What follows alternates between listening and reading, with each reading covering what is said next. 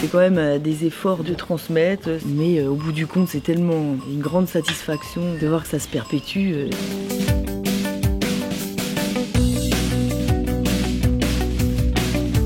Je suis venue à un stage de préinstallation il y a 5 ans et on a gardé le contact, et quand j'ai voulu quitter la ferme où je m'étais installée, je suis venue ici parce que les Véros cherchaient à prendre leur retraite et cherchaient des gens pour transmettre. Je cherchais à m'installer en élevage caprin et en fait je connaissais pas du tout le coin, mais on avait des amis en commun, Céline et moi, qui nous ont mis en relation. Ce qui m'a plu, c'est le fait de ne pas être trop isolé. On est proche de Privas. Si les gens peuvent facilement venir acheter à la ferme.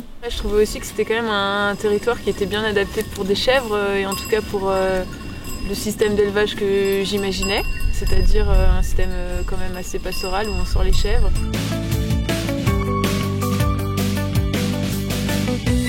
La transmission, c'est tout un ensemble de choses. C'est les savoir-faire, mais c'est aussi une éthique, c'est un ancrage dans le territoire. Tout est fait localement, on ne fait jamais plus de 6 km pour aller vendre nos fromages.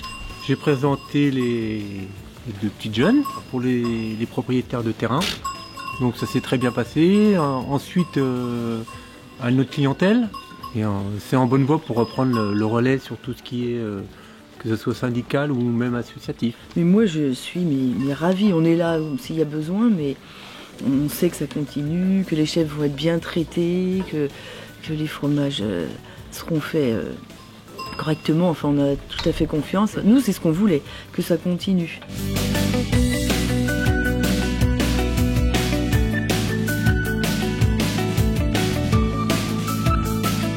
La France sans paysans, déjà je pense que ça serait quand même triste. Je trouve qu'en France, on a aussi la chance d'avoir une agriculture vachement riche, avec plein de productions différentes et des productions de qualité. Et après, il y a aussi tout le côté, je trouve, paysage, entretien du territoire. Et oui, j'imagine aussi que sans paysans, les campagnes elles seraient vraiment vides, parce qu'en fait, j'ai l'impression qu'on apporte quelque chose pour dynamiser les territoires. Par exemple, ici à Coux, du coup, les Véros ont monté un marché, il y a une buvette le dimanche matin, il y a tous les vieux qui viennent. C'est un moment hyper social. On aurait une autre relation à la nature, enfin, plus romantique de la nature sauvage, où on n'aurait pas d'interaction avec elle, avec la terre et les animaux. Et ça, c'est quand même des savoir-faire qui se perdraient, quoi.